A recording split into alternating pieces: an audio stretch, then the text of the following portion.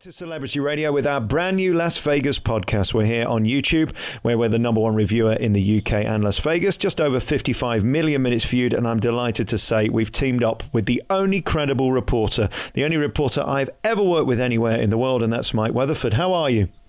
I'm great, thanks. I'm greatly honoured to work with you. I've had my eye on you for a long time. I respect you greatly, and I think you're one of the few that tell the truth. It's not always easy, is it, telling the truth? No, it was before Yelp and that whole era. I felt like I was the only guy covering Las Vegas show business that sort of watched things from the consumer point of view. You've basically got one reporter left, who is Katz, who proudly boasts to me that he just prints facts from press releases. You have to dig deeper than that, and that's what I've been doing this week. I seem to have been in endless rows, the biggest of which has gone global, and Tapeface, who's at Harrah's performing there 5 days a week, although it seems he isn't. He's using an understudy, which he says is absolutely okay. It's TF2, Tapeface 2, because basically he's too busy on tour in Europe, in Paris for 2 months, November, December, in the UK in September, and he's filming, from what I understand, Britain's Got Talent, The Champions, so he'll be out for that, and he puts another guy in. Do you smell a rat, or is this okay? No, you were very wise to make an issue out of this. I mean, he is kind of a borderline case, but I think borderline cases are the ones to hone in on. He's obviously comparing himself to like the Blue Man Group, where the original 3 guys don't do it anymore, and they trained other people to be Blue Men. And I guess the thing he has in common with them is that they don't speak. But he went on television as a personality, and just because you don't see his mouth, you know, I would say what you've been saying, that he's more like Piff the Magic Dragon, or more like Carrot Top, that he's more of a comedian that can't just clone himself. And I mean, let's be real about it. He didn't have the show before AGT. He probably wouldn't have had it afterwards. He's an Edinburgh Fringe act that is very good, and I've never doubted his brilliance.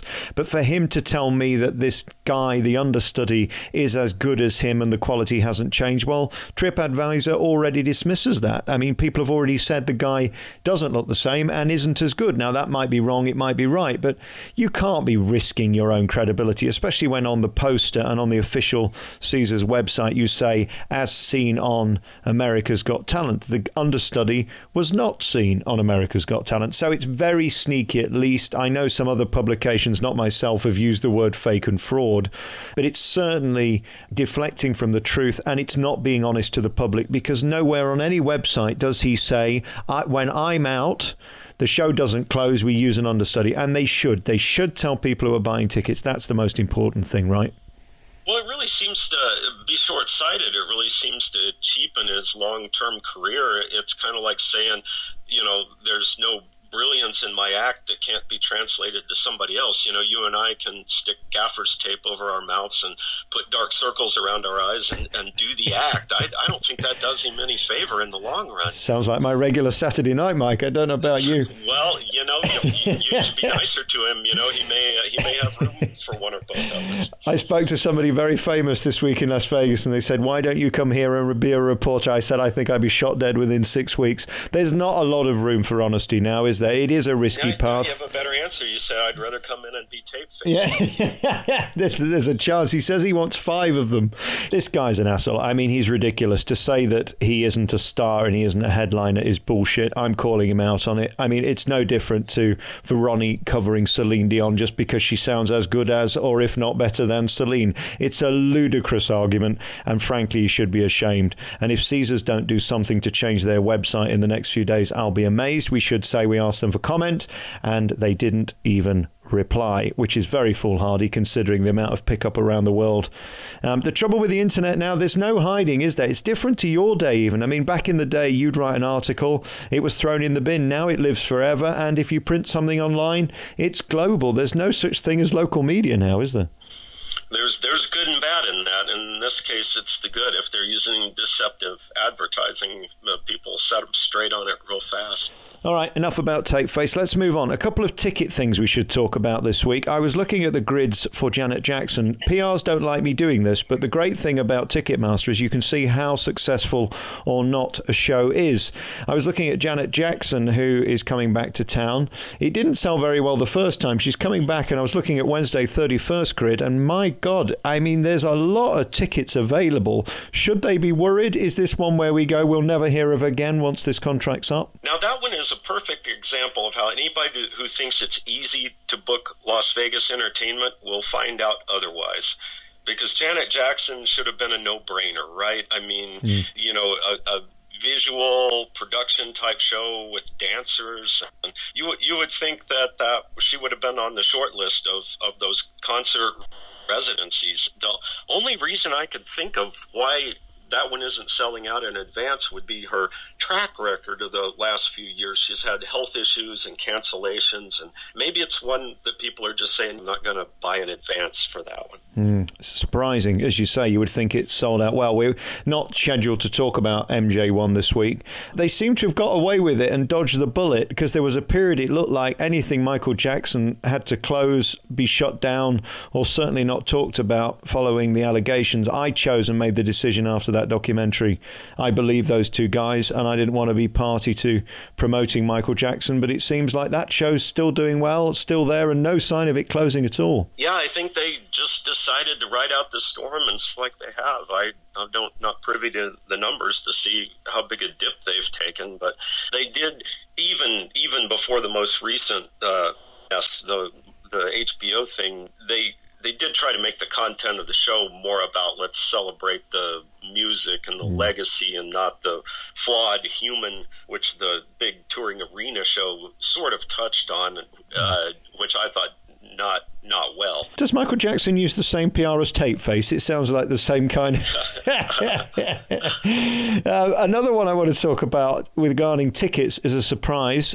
Matt Goss at the Mirage, only 5 shows left on the official website through September 1st, which means he's only doing 1 show a week now. He originally did 5, and then they axed 4. Of course, in local press, it was PR'd that this was a good thing. Of course, we know that you're not going to do 1 show if you can do 5. He was axed and replaced by a show which is shuttered within just months. So the replacements have flopped. Do you think they'll put him back up to 5, or will Matt be gone on September 1st? This might be an issue where the venue is to blame. Decided this whole concept of the early evening use of the nightclubs. I mean, it makes sense on paper that if the nightclub crowd doesn't show up till 11 o'clock at night, why couldn't you sneak something in there early in the evening?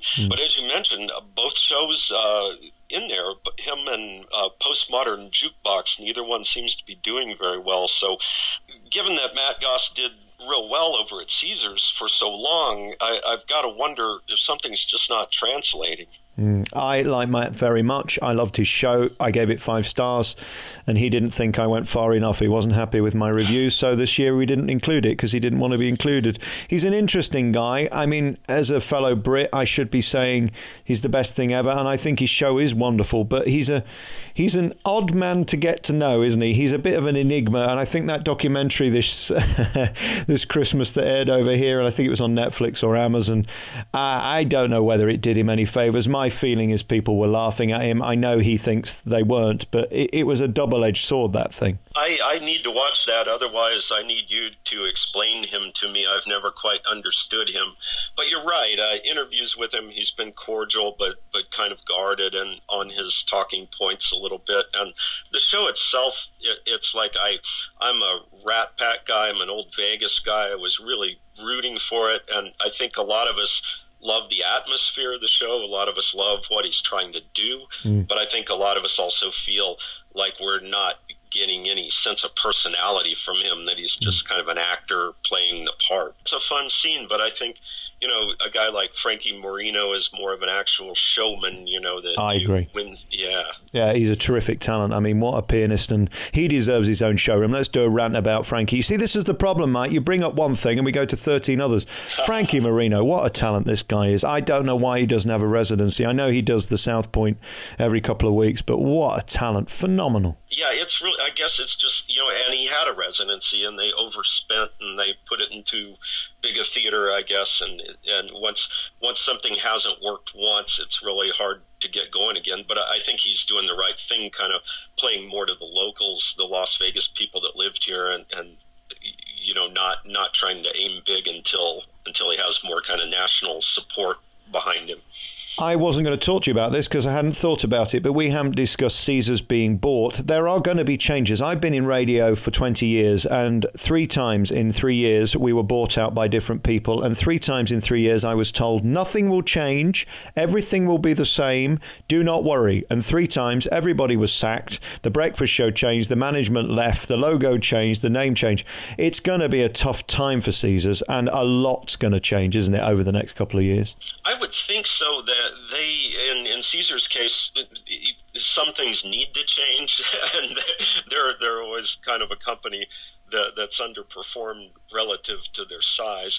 One thing, if you say the only reason something might not change is because it already has. They've already farmed out a lot of their entertainment, like the concert promoter Live Nation, and in a sense they've kind of divested themselves of a lot of decisions. The Coliseum actually right now, as we speak, I guess, is starting to be remodeled, and it'll come under Live Nation's control, and it'll be more general admission floor and little VIP boxes and bottle service, more like what they have at Planet Hollywood. And again, that has been a huge success, the Coliseum, probably down to Celine, who is a guaranteed hit. I mean, she never lets the audience down and they want to see her. That has been a massive success. But then we look across the street at these little shows that come into places like Bally's. I mean, the Windows Showroom is an amazing example of where they've got, in my opinion, only one star, which is Frederick De Silva, who for 7 years has done amazing business, 3rd rated best show on TripAdvisor, sells out every day, an incredible talent, and then they put this crap around him that lasts 2 or 3 months and gets kicked out, and then they make the same mistake again. The latest one is the Potted Potter that you went to review for us.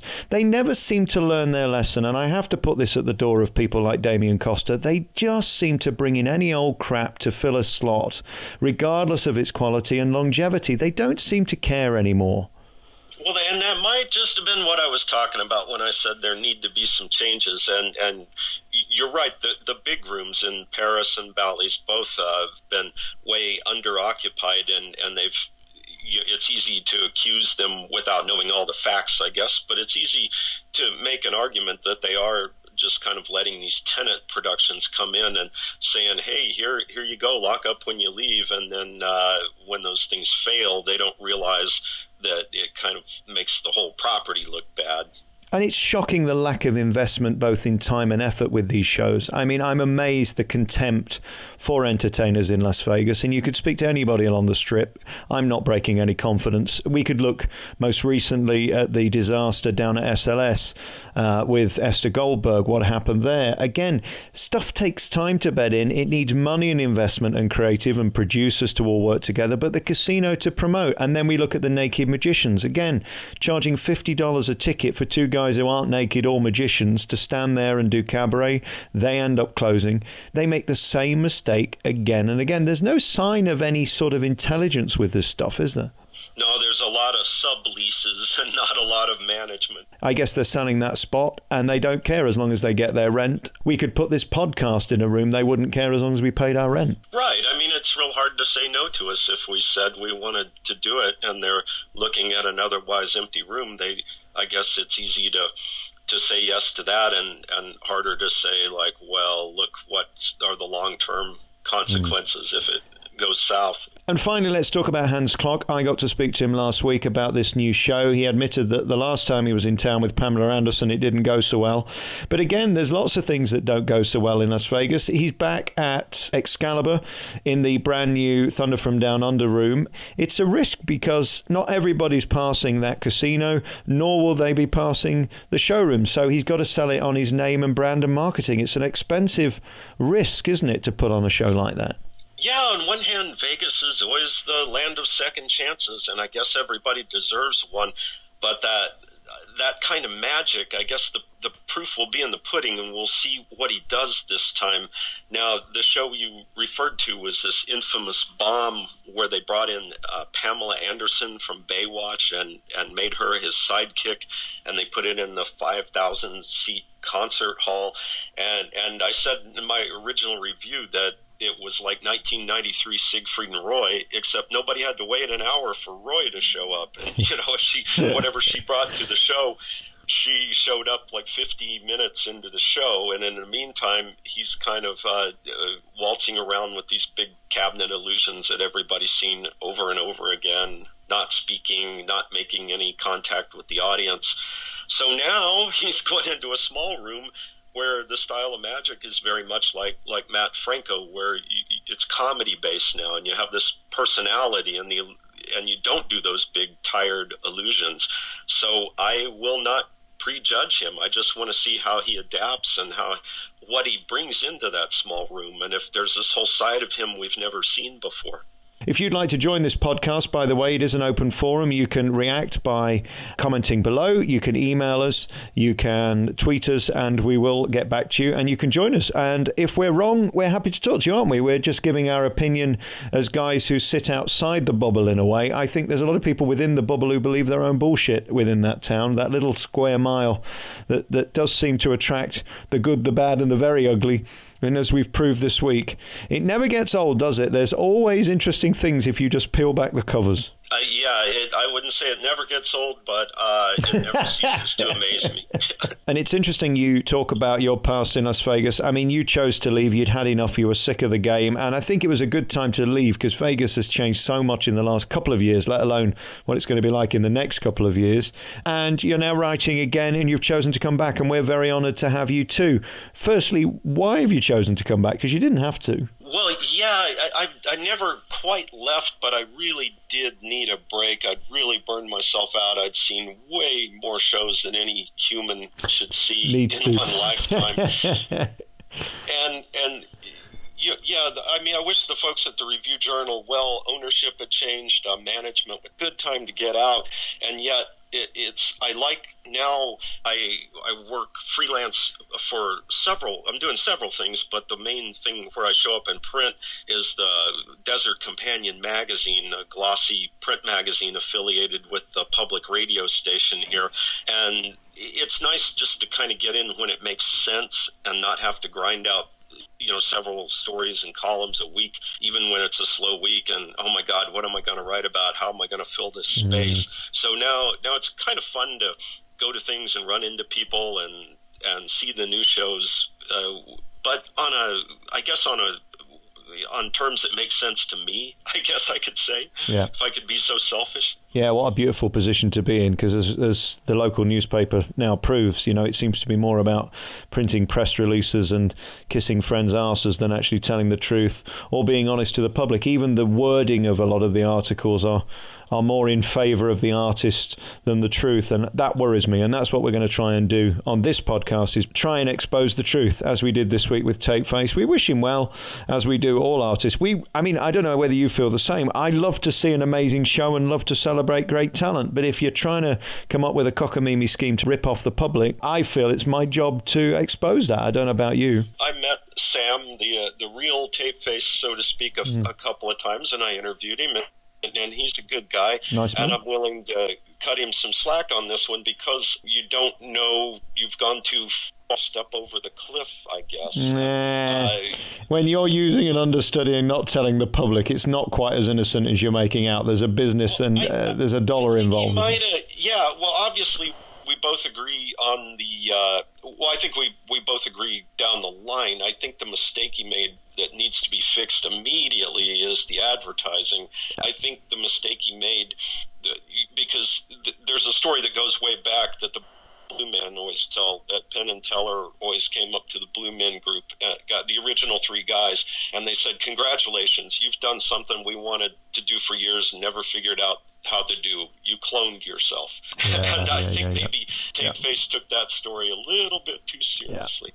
Yeah, it doesn't wash with me. We wish him well, and we wish everybody well. And thank you to you for being there, Mike Weatherford. We'll be back next week with another Vegas Exposed, just digging a little deeper into what's going on in the weekly entertainment affairs in Sin City. Mike, thank you for your time. Oh, anytime. Thanks.